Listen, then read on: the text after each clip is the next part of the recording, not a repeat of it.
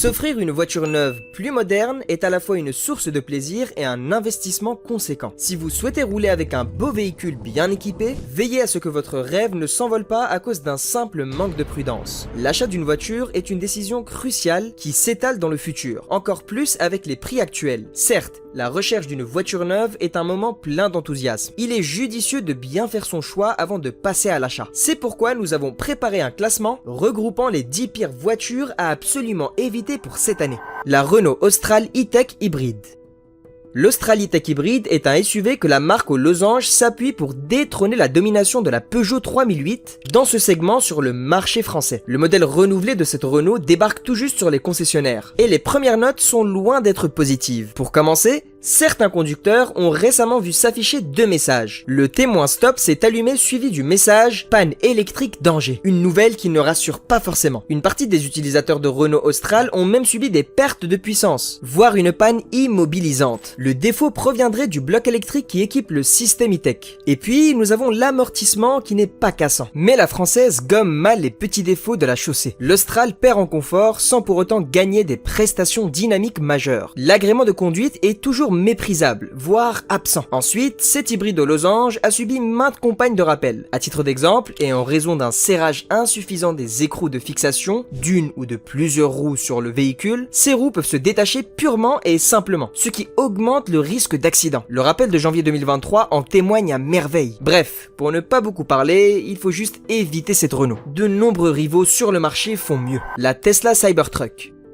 Peut-être vous allez être étonné de voir le dernier bijou d'Elon Musk. Le Cybertruck figure dans notre liste. Vous n'avez probablement pas tort d'être surpris. Un pick-up électrique unique en son genre, avec un design rétro-futuriste et des options à couper le souffle. Cependant, si vous penchez d'un peu plus près, vous trouvez que ce camion n'est pas tout à fait à la hauteur. Premier souci, eh bien, c'est le prix. Rien à voir avec ce que Tesla annonçait en 2019. À l'époque, le patron Elon Musk annonçait une gamme à partir de 39 990 $ pour le modèle de base, propulsé par un seul moteur électrique avec une autonomie de 400 km. Mais les clients devront finalement payer 60 900 $, environ 56 000 €. En outre, si l'autonomie affichée est similaire à celle promise, la déception de ce côté vient du fait que ce Cybertruck n'est pas encore commercialisé. Il faudra attendre au mieux 2025 pour que Tesla produise ce modèle, entrée de gamme, et se contente pour l'heure de 2 variantes plus chères. En effet, le prix de base actuel pour le Cybertruck grimpe ainsi juste sous la barre des 80 000 $, environ 73 000 €. Pour une version 2 moteurs et 4 roues motrices qui doit offrir 550 km d'autonomie théorique. C'est 30 000 $ de plus que promis en 2019. Rien de tel avec le modèle Cyberbeast, affiché à 99 900 $, 91 500 €, qui repose sur 3 moteurs pour offrir des performances dignes d'une supercar. Deuxième souci, ce sont justement les prestations qui semblent être inférieures par rapport à ce qui avait été promis. À titre d'exemple, on a l'étonnant mode de conduite. Ce dernier porte le nom de Wade Mode, que l'on pourrait tout simplement traduire par mode pataugeoire. Pour le moment, le site Tesla News France indique qu'il n'existe pas encore de manuel d'utilisateur accessible en ligne, qui nous aurait permis d'en savoir un peu plus. Mais à vrai dire, tout laisse penser que ce mode permet tout simplement au pick-up électrique de rouler dans l'eau profonde sans endommager la batterie et le système électrique. C'est quand même loin des belles prestations proposées par le constructeur chinois Yangwang, la division haut de gamme de BYD sur son SUV U8, qui lui va un peu plus loin. Carrément, ce SUV chinois est capable de flotter sur l'eau, et même d'avancer sans que les roues ne touchent le sol. Le Cybertruck est malheureusement à éviter, du moins pour ses premiers modèles. La Mercedes-Benz GLA 2.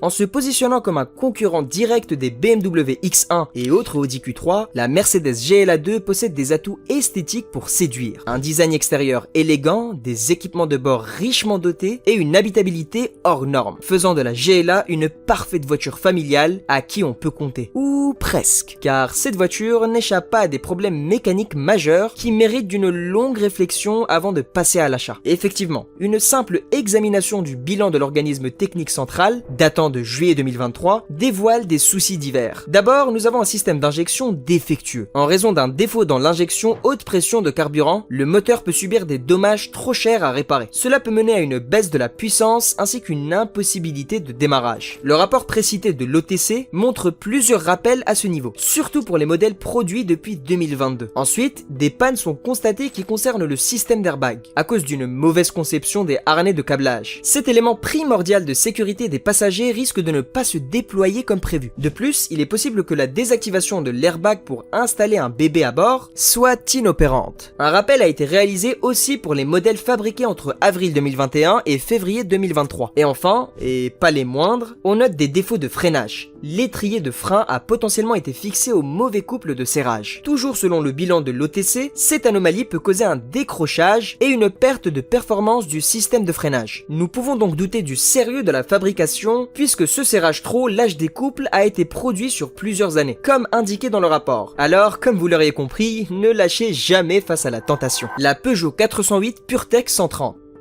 En 2022, notre constructeur français Peugeot nous a dévoilé une nouvelle berline Fastback, sous l'appellation 408. Cette nouvelle lionne a pris une plateforme de 308 SW allongée de 5 cm, avec une garde au sol de 4 cm, redessiner intégralement la carrosserie sans oublier d'intégrer des protections en plastique brut sur les bas de caisse. Résultat, une voiture familiale surélevée et inédite, avec un style qui ne fait pas l'unanimité. Car le résultat stylistique de la 408 est franchement moche, avec des pneus assez fins et un garde-sol un peu trop élevé. La voiture semble alors projeter les fesses à l'arrière. L'aspect intérieur ne fait pas lui aussi bon ménage. L'utilisation des matériaux préfectibles lui met dessous de ce qu'on peut trouver chez d'autres constructeurs dans le même segment. À titre d'exemple, le système d'infodivertissement semble peu évolutif par rapport à certains modèles qui peuvent être mis à jour. De plus, la position de conduite est pénalisée par la nécessité de voir les compteurs, comme c'est d'ailleurs le cas pour tous les modèles récents de Peugeot. En fait, le volant bloque la vision des instruments. Mais le grand problème, la pire catastrophe, reste sans doute les modèles équipés du 1.2 litres PureTech et sa fameuse courroie qui baigne dans l'huile. Inutile de vous rappeler que ce moteur souffre de gros problèmes de fiabilité. Casse de la courroie de distribution, de la pompe haute pression ou du moteur, surconsommation d'huile et j'en passe. Donc pour faire plus bref, la 408 dissuade de se laisser tenter. Ça reste une Peugeot, même si la marque laisse croire que l'enseigne appartient désormais au segment premium. La Kia EV6.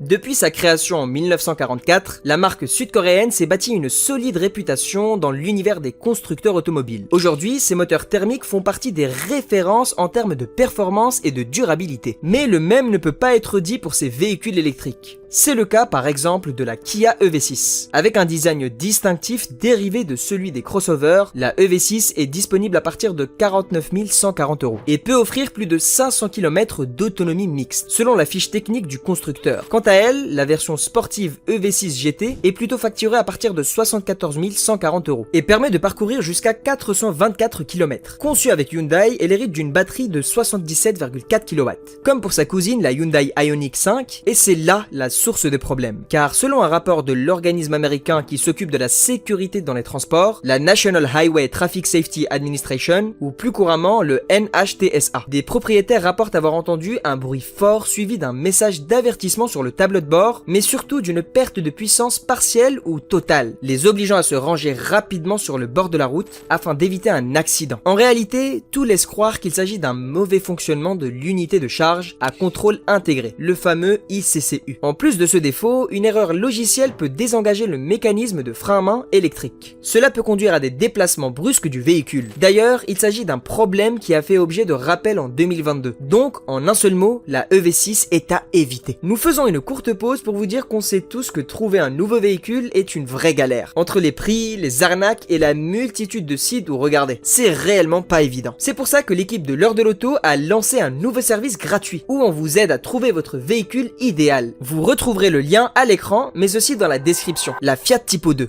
En 2016, et afin de revenir en force sur le marché des berlines compactes, le groupe italien Fiat a ressorti une vieille appellation de ses tiroirs, Tipo. Il s'agit d'une compacte qui navigue entre le low cost et les modèles généralistes. C'est une voiture bien pensée, malgré le fait qu'elle soit beaucoup moins futuriste que la première du nom. Destinée en priorité à certains marchés émergents, elle a d'abord été commercialisée sous la forme d'une variante tricorps. Ensuite, des versions 5 portes et break SW ont fait leur apparition. Ce sont des modèles s'affichant plus haut de gamme, notamment avec une planche de bord spécifique aux matériaux un peu plus valorisants. Quant au choix de motorisation, eh bien il est réduit. Or, comme dicté par la tradition chez Fiat, le constructeur italien n'hésite pas à proposer régulièrement de nouvelles séries spéciales ou limitées. Donc, globalement, la Tipo 2 offre une possibilité de rouler à prix réduit. Néanmoins, avant de passer à votre achat, il faut que vous vous rendiez compte des problèmes les plus fréquents de ce véhicule. D'abord, bien que les moteurs ne soient pas de prime jeunesse et ont été fiabilisés, des propriétaires se plaignent d'une consommation excessive de carburant, surtout pour les blocs essence. En outre, il existe déjà quelques retours sur les diesels, avec généralement des problèmes de sonde lambda, toujours au sujet de surconsommation, mais avec cette fois au niveau d'huile. En effet, cette Fiat est réputée par sa grosse consommation qui peut atteindre jusqu'à 0,3 litres sur les 1000 km, sur le 1,4 litres de 95 chevaux. Ensuite, vous avez le problème du voyant au tableau de bord. Certains s'allument sans raison et ne réapparaissent pas après un redémarrage. D'autres nécessitent d'être éteints en atelier. Généralement, l'électronique de la Tipo 2 n'est pas fiable. Notamment des bugs affectent les fonctions électroniques, principalement des écrans figés ou s'éteignant purement et simplement, ainsi que des écrans tactiles inopérants. Également, des soucis du système stop and start sont notés. Enfin, il y a ces bruits aérodynamiques ennuyeux qui se produisent en haut du pare-brise ou des rétroviseurs. La philosophie low cost oblige. À vrai dire, la volonté de réaliser des économies est passée par la peinture aussi. La couche de peinture et celle du vernis la protégeant sont trop minces pour faire face aux agressions du quotidien. On peut faire mieux, Fiat.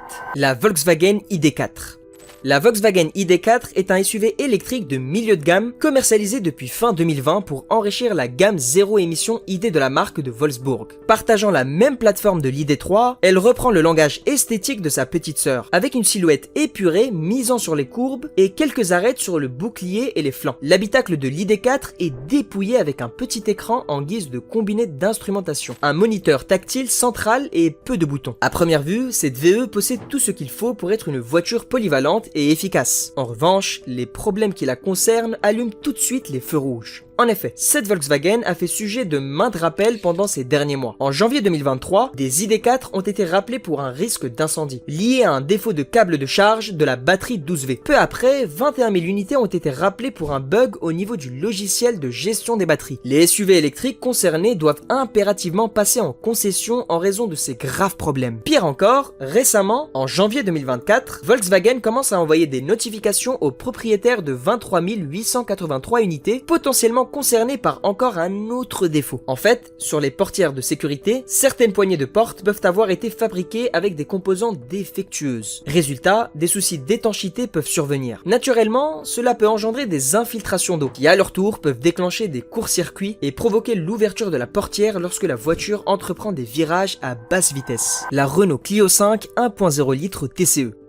Depuis plus de 30 ans, la Clio est la star de sa gamme. Excellente citadine, polyvalente et intrinsèque. Cette bobinette reste toujours un bon choix à considérer. À cet égard, la 5e génération de la Clio ne fait pas exception. Le losange frappe un gros coup avec la dernière venue. Ceci dit, il est primordial de savoir choisir sa nouvelle Clio. C'est-à-dire, il existe certaines déclinaisons qu'il faut absolument barrer de votre liste d'achat. Plus spécifiquement, nous parlons de la Clio 5 équipée du moteur 1.0 litres TCE, car ce bloc est une vraie catastrophe. Les problèmes sont tellement variés et nombreux qu'il serait vain de vouloir tous les citer. D'abord, il y a cette consommation d'huile hors norme, parfois de l'ordre d'1 litre par 1000 km parcourus. Il existe énormément de cas de casse-moteur à cause du problème précité. Logiquement, le manque de lubrification n'amène qu'à une casse subite du moteur entier. Puis, il n'est pas rare que ce moteur broute à froid les premières secondes après avoir démarré. L'injection est en cause de ce phénomène, sans que cela ne remette réellement en jeu son intégrité. On a donc une injection un peu capricieuse à froid, sans que cela ne nécessite de réelle intervention. Ensuite, nous avons la climatisation qui ne semble pas être trop robuste, en raison des nombreux soucis rapportés. D'après les détails, c'est surtout le compresseur qui ne dure pas dans le temps. Il faut dire que c'est l'organe le plus sollicité dans ce dispositif. Bref, cela est pénible et stressant pour les utilisateurs qui finissent par perdre confiance envers le véhicule et la marque. La DS9. C'est une berline premium qui prétend présenter une alternative de luxe à la française. Et effectivement, la DS assume ses ambitions élevées. Des lignes de design nettes, beaucoup de détails chromés, avec une approche stylistique assez futuriste et des matériaux nettement de bonne qualité. Mais Tout cela a un prix. C'est l'une des voitures les plus élitistes par son placement tarifaire. Malgré certaines qualités indéniables et un léger restylage récent, la DS9 ne parvient pas à tenir la concurrence face notamment aux Allemands, car en vérité, il est trop difficile de rivaliser avec ces maîtres du segment de luxe. Et avec son prix exorbitant, il semble pénible et peu probable que la DS9 puisse séduire une clientèle de plus en plus exigeante. La preuve, seules 192 unités ont été vendues durant toute l'année 2023. Concrètement, il vous faut un budget de 53 000 € pour un exemplaire équipé du bloc 1.6 PureTech de 225 chevaux. Quant à la seule autre motorisation disponible, à savoir l'hybride rechargeable, le tarif s'élève à 55 500 €. Pour avoir une idée claire, comparons ces chiffres avec ceux proposés par les constructeurs allemands. Comptez 48 550 € pour l'Audi A6, 47 700 € pour la BMW série 5 et 56 600 € pour la Mercedes. Certes, les Allemands affichent ces prix grâce à des motorisations diesel moins puissantes, alors que la DS9 n'aura même pas droit au mazout, préférant seulement l'essence et l'hybride. Néanmoins, la 6 et la série 5 par exemple sont au bas mot 4 450 € moins chers. Concernant la classe E, elle est plus fraîchement revue et offre des prestations routières de très haut grade. À vous de choisir. Le Nissan Qashqai.